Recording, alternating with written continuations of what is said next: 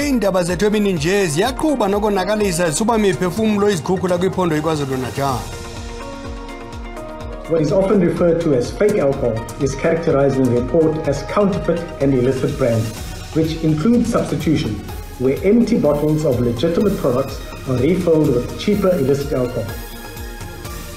Kuxhalatyiwe lizinga lokuthengiswa kotywala bomgwinyana obufakwe imibhalo efana nkqwa neyotywala obusemthethweni buthengiswe ngexabiso eliphantsi ekhaya elitsha eKapa. Akukacaci ukuba ikapteni yeBafana Bafana uRowan Williams iza kuqala kusini na umdlalo onemali ngale ntlwa.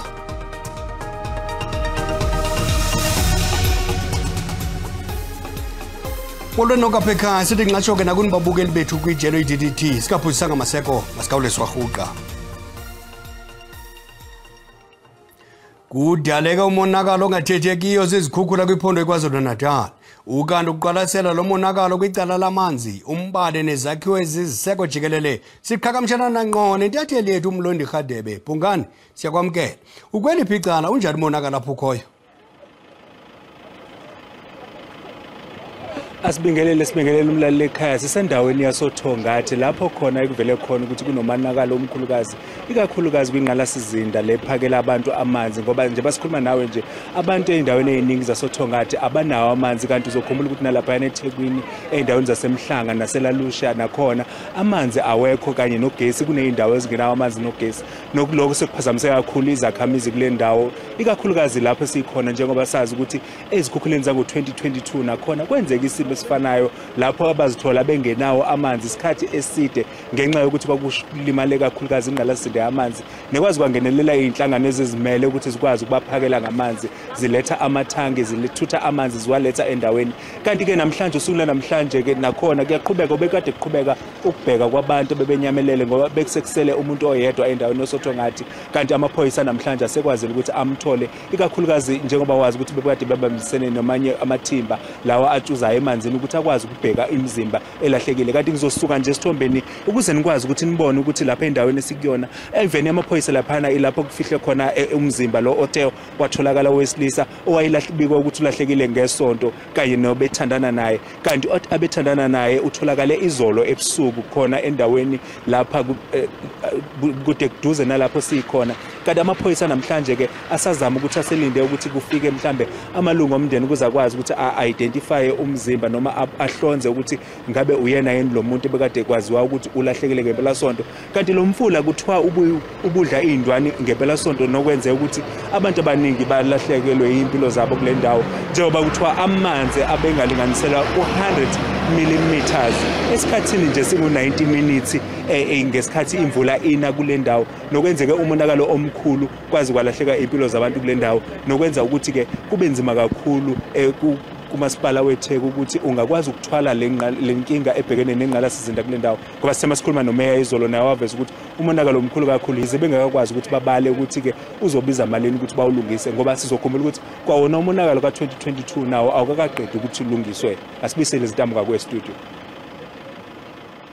Sibaba ngazo zozibini imthimkhulu le intatheli yethu uMlondi Rhadebe othongathi ngaseThekwini. Abahlali belala yaseGaga eNgcobo eMpuma Koloni bathi basalindele ukwakhelwa iblorho ezakudibanisa ilali yabo kunye nedolophu. Bathi bathenjiswa ngayo kwiminyaka eli-15 edluleyo. Bakhala ngelithi bashiyeka bekwanti bodwa bengazifumani inkonzo zikarhulumente xa umlambo onqumla kule blorho uphuphuma ngamanzi xa kusina imvula.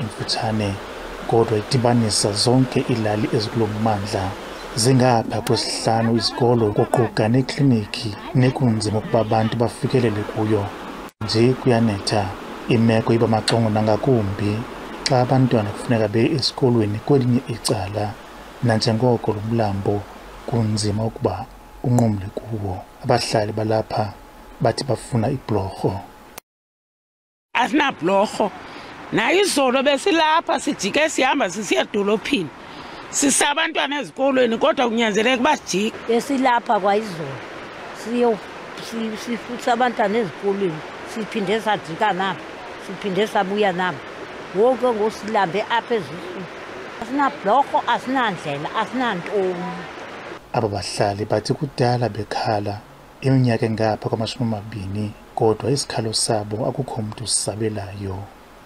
Kuzavula izikolo ngoku. Abantwana abaninzi bafunda kwi-high school lapha kwaBhokweni eSixhosa. Umasipala wasekuhlaleni uthi luxanduva lorhulumente weRigi kodwa nangona kunjalo bengumasipala benza iinzame zoqinisekisa ukuba bafumana inkxasomali yokwakha ibhlorho. Siyafuna ke ukuxolisa kakhulu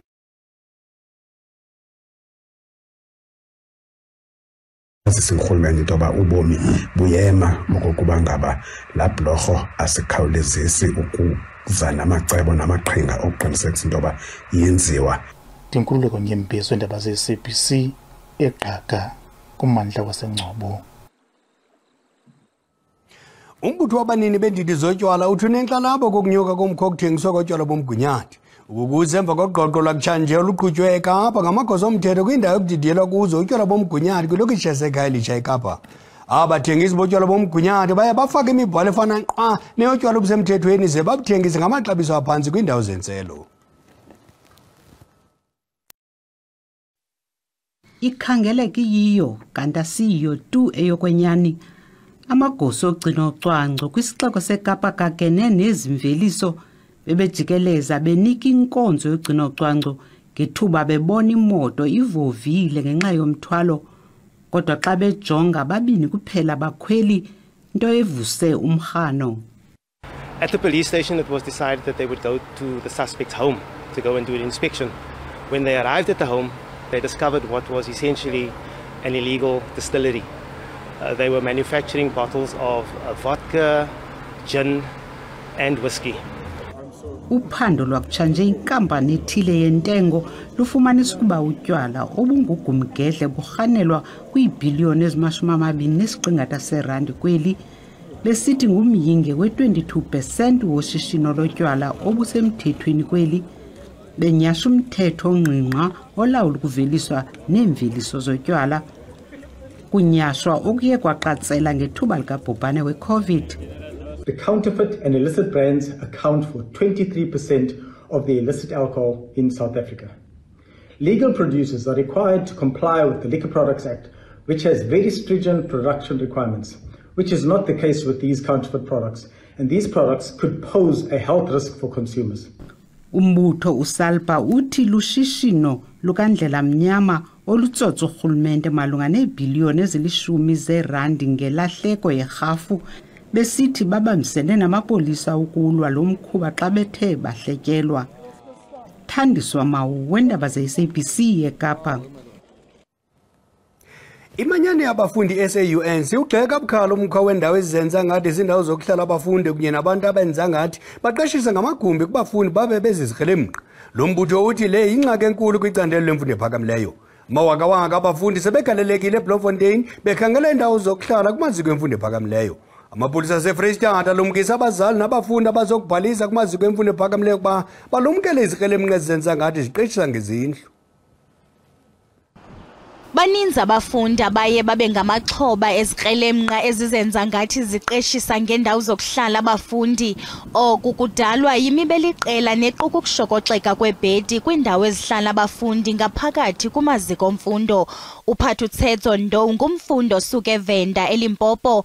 Lo mfundi uneminyaka 18 uqalise ukhangela indawo yokuhlala kwiintsuku ezili-10 ezigqithileyo. Uyifumene incwadi echaza ukuba uthathiwe kwiziko mfundo iCentral University of Technology apha eBloemfontein. Uthi oko ezama ukufumana indawo yokuhlala kwinkqubo yeYunivesithi e-online kodwa ziwe phantsi ezo nzame ngoku kufuneka zenecebo lendawo yokuhlala. The challenges that I faced while trying to get accommodations is that I am getting scammers who are claiming to be landlords because all of them they want the rent money and the deposit money before moving in. Umbutho iSouth African Union of Students iSAUS ngamafuphi ucebisa abafundi kuba phambi kokuba bahlawule imali kwindawo ezizimeleyo ezihlala abafundi baqale bajonge iinkcukacha zezo ndawo kwisebe. For students not to fall for the trap of these bogus student accommodation providers, they must get a full list of all accredited student accommodation from their institutions. This will ensure that the students are able to have access to credible student accommodation that one meets. Amapolisa kweli phondo abongoza abazali ukuba balumke.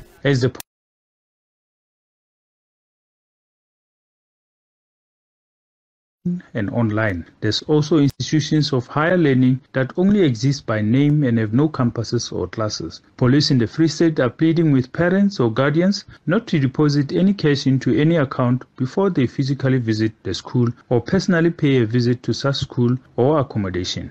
ISABC kwathe azanelanga indawo ezizimeleyo ezigunyazisiweyo zokuhlala abafundi, nto leyo ivula ikroba nakwizikrelemnqa. Kwalapha ezindabeni, umasipala wesithili umzinyathi KwaZulu-Natal usungule iphulo lokuphuhlisa izakhono zabasebenzi, kodwa masuma umntwana evenkileni yokuqala.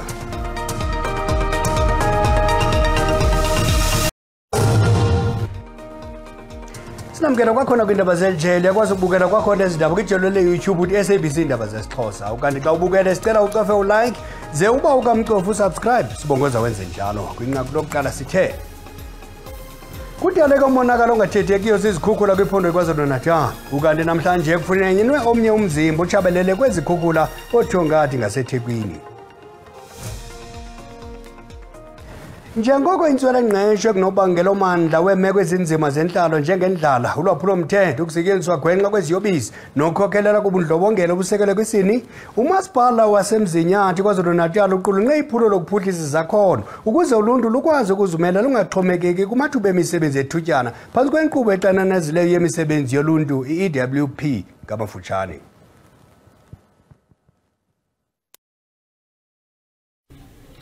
Urhulumente wasekuhlaleni emzinyathi KwaZulu-Natal wasungula iphulo lokwandisa imisebenzi ekuhlaleni nelalibizwa abocambalala. Nangona injongo yeliphulo le-EPWP bekuqubisana nentswelangqesho nokulala kwekati eziko, kodwa libangele udushe phakathi kweenkokheli nabahlali nanjengoko bisengumbhono mxesibe ongaxhamlanga kumathuba okusebenza.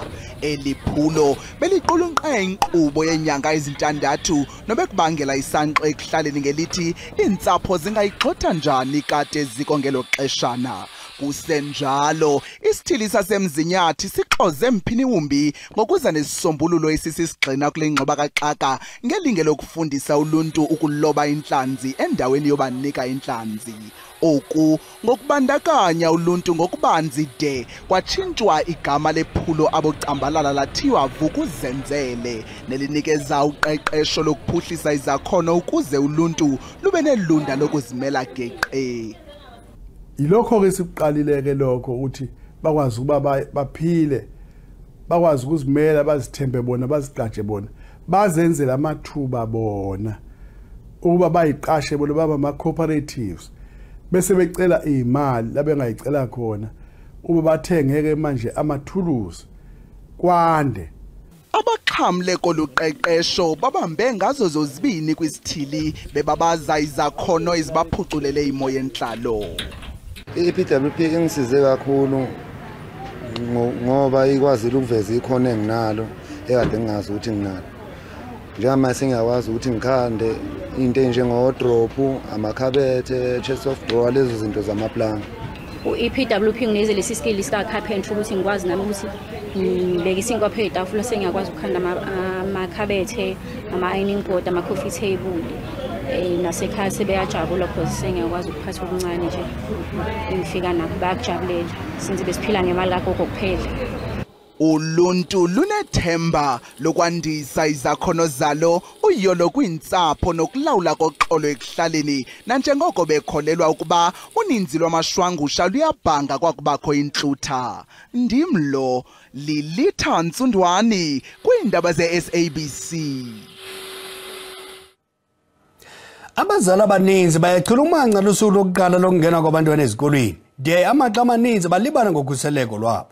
Zininzi iziganeko zokuxhula kwabantwana ngaphandle kwamasango ezikolo. Ukanti ukuqwalasela lo mba siqhagamshelana ngqo nengcali yezokhuseleko umnumzana Sabelo Jele ngobuxhakaxhaka bale mihla iZoom. Mnumzana Jele, siyakwamkela ezindabeni emini nje. Zintoni ezenziwa ngabazali ukubeka ukhuseleko lwabantwana babo emngciphekweni?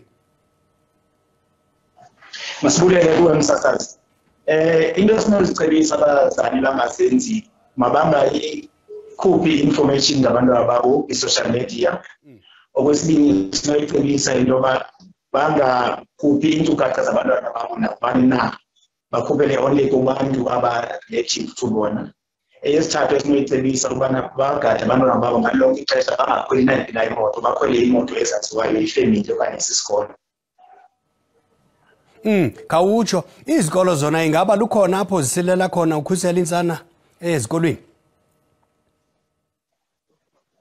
Siyafuna ukutsho msasazi bakhona because sicinga uba kwi-statistics esinazo zininzi iziganeko ezikuthiwe where abantwana bengakhuseleki ezikolweni. Izikolo ziyakhuthazwa ubana zibe nabo security abaqinisekisa iigithi ziyabhalwa zibe ne-information yomzali ngalo lonke ixesha ukwenza uba zibe nolwazi uba yeyiphi imoto efamba ithatha umntana ngexesha esikolweni. Sibamba ngazibini mnumzana Jele, ingxaki nje lixesha. Isebe lezemfundo eMntla-Koloni lithi liqinisekile wonke umfundi uzawube esifumene isikolo kweli phondo xa kuqala unyaka wamfundo ngomso. Lithi phantse bonke abafundi abafake izicelo ngobuxhakaxhaka bobuchwepheshe sebezifumene izikolo. Ukanti baseyimikrozo abazali kwiofisi zeli sebe eKimberley ngethemba lokufumanela abantwana babo indawo ezikolweni. Basexhaleni abazali abangekafumaneli isikolo abantwana babo nanjengoko zivulwa izikolo ngomsolo usayo. There's no space for my child right now. And the school are opening on Wednesday, so she'll be at home maybe. I don't know what's gonna happen. Kushani izikhalo ke pambi abazali bambomba ngelithi azibaxolisi tu izikolo ezifakwe kuzo intsana zabo, bathi bafuna izikolo abayaziyo baza kufundiswa kuzo abantwana babo, hayi indaba yenhlalo. My child was placed at a school that I'm not comfortable with, and now it's a struggle to get another placement. They're telling about if your child has already been placed, then if you go to other schools, you blacklisted. We have now built a new school, Kimberley Academic, in the township at the same level as the schools that are in suburbs. So that we want to change this mentality that schools in the suburbs are performing better than schools in townships. Isebe lezemfundo kwiphondo lithi linazo ngokwaneleyo izixhobo kwanabafundisi ntsapho ukuqala izifundo ngokusesikweni ngomso. Ibutho lokheje eMntla-Koloni lisamkela isigqibo senkundla kamantyi yaseKimberley sokusikhaba isicelo sebheyili esiwasetyhini otyholwa ngokuthubeleza abantwana. Lo wasetyhini uminyaka iyi-43 wabanjwa natyholwa naye kunyaka ophelileyo betyholwa ngokuhamba nabantwana abangenampephamvume abali-14. Lo wasetyhini natyholwa naye bebekhwele ibhasi isuka eGauteng isiya eNtshona Koloni ngethuba ibanjwa ngamapolisa. Amagqwetha alo wasetyhini axelele inkundla ukuba imeko yakhe yempilo ayifanelanga intolongo kodwa inkundla ayivumelananga nawo. Inkundla ikholelwa ekubeni lo mmi waseZimbabwe angaqhwesha xa ekhululwa ngebheyile, ikwathe izityholo ajongene nazo zinobuzaza. There's nothing extraordinary about your health conditions. Our correctional facilities is in a position to treat TB and asthma, and you have been before this court for extended periods of times. We do not see any shortness of breath or any coughing, which means it is under control. We are quite pleased with today's outcome, especially after the performance of our investigating officer last week while she was on stand. The outcome gives us a platform to build upon for us to attain a conviction. Lo wasetyhini uneminyaka eyi-43 natyholwa naye nongaphandle yena ngebheyile uza kubuyela enkundleni kwinyanga ezayo. Uhlangulwe kuxinzelelo lwemali umzimveliso weswekile otsala nzima ithongathi ngumbutho ivision kasomashishini owaziwayo Robert Gumede. Bangaphezu kwama-80 ekhulwini abantu ababolekwayo basethongathi abaxhasa isicwangciso sokuhlangula esenziwa lishishini levision eliza kwenza ukuba libe nezabelo eziyi-97.3 ekhulwini kwinkampani. Inkampani inethemba lokuba oku kuza kunceda ukuba kugcinwe imisebenzi emininzi. Inkampani Tongaat yenye eziphambili kummandla weSADC iqeshe abalimi abasakhasayo abangama-40 nabathabathi nxaxheba abaninzi kulo lonke ishishini lommoba. It gives certainty, because we know that Tongaat, direct or indirectly, has got almost 25,000 employees or people that rely on them. And we've got these sugarcane growers as well who've been relying on Tongaat, so that brings some form of certainty. So it's a big win. Ingcali zinethemba malunga noku. I think a lot of work has to be done, because this is a company that was literally, bankrupt or insolvent, whatever, Bankrupt means that assets exceed, liabilities exceed assets. This is just a company that had no money. But still, I think we have to, one would have to see what the full terms of the deal are. And I'm sure it's in Robert's plan is to get it relisted, and perhaps to even raise more capital once they're on their feet. Uphefumle nowengxowa-mali yabaphathi imakwe. I think one of the things they're looking at is more on the energy part of things, ethanol. So they're looking to do that as well. And that will now help them to diversify their revenue streams. Kulindeleke ukuba baqhubeke nokuphunyezwa kwesicwangciso abasebenzi bohlangulo kwishishini. Isigqibo sokuyekisa ukuhlangulwa kweshishini sixhomekeke nakwinkundla ephakamileyo xa kufakwe isicelo. Kwezemidlalo usapho lwekapteni eBafana Bafana Rowan Williams lukholelwa ukuba iBafana iza kudlula kwisigaba sokuqala kwitumente yeAFCON. iBafana iza kudlala umdlalo wokuqala nemali ngalenhlwa. Akukacacike ukuba lonozinto inzalelwane yaseGqeberha uneminyaka i-31 uza kuqala kusini nalo mdlalo emva kokungaqhukwa kumdlalo wacweyo nelisuthu ngenxa yomonzakalo. uRonwen Williams waqala ukuthanda ibhola ekhatywayo eneminyaka emithathu. Susela ngoko zange yajonge ngasemva ezenzela igama kulo mdlalo. Ngexesha ekhula uye wadlalela iqela lamanina laseGqeberha iShutterbush Rovers. Ngenxa yesakhono sakhe uye waphinda wadlalela eli qela lamadoda kunyaka abo-90s.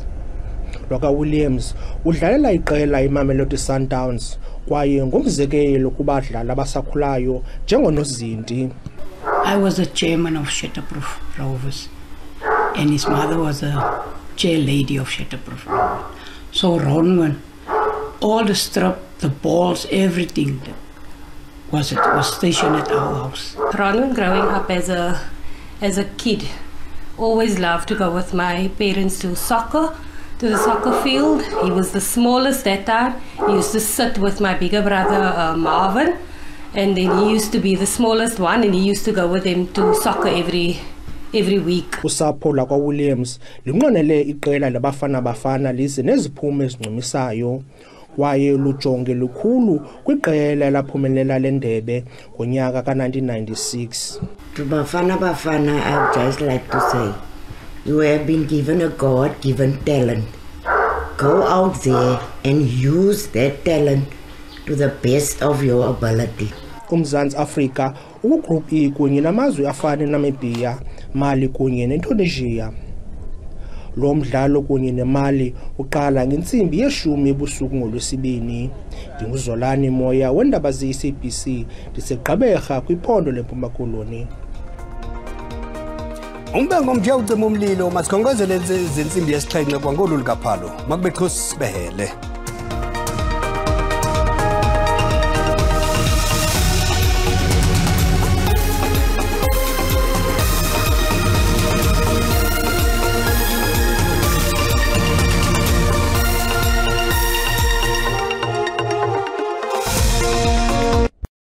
Touch with SABC News.